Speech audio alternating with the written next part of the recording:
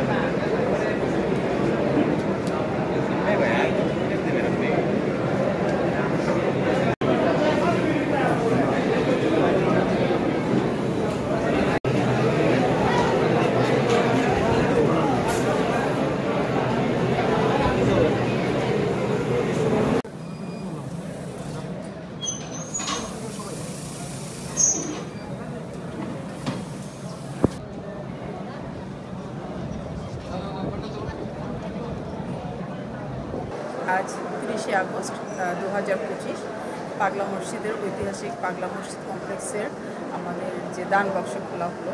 আজকে আমরা 13টি ট্রাঙ্ক সিঁদুর খুলেছি এবং আমাদের 32 বস্তা আমরা অর্থ এবং অন্যান্য জিনিস পেয়েছি। এই যে টাকাগুলো পেয়েছি মূলত আমরা আমাদের কিশোরগঞ্জে যারা জটিল দুরারোগ্য রোগে আক্রান্ত আছেন তাদের চিকিৎসার জন্য এর একটি লভ্যাংশ ব্যয় হয়।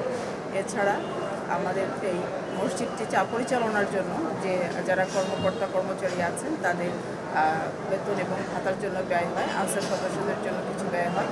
এছাড়া আমাদের যে মাদ্রাসাটি আছে সেই মাদ্রাসাটি পরিচালনার জন্য একটি অর্থ ব্যয় হয়। এবং এবছর আমরা আজকে পর্যন্ত যে ব্যাংক স্থিতিটি আছে, যেটা আপনারা প্রতিবারই আমাদের কাছে জানতে চান, আমাদের ব্যাংক স্থিতি আছে 91 কোটি টাকার মতো। এবং আজকে আমরা আশা করছি যে বিগত দিনের থেকে এবার আরও বেশি সংখ্যক টাকা জমা হবে।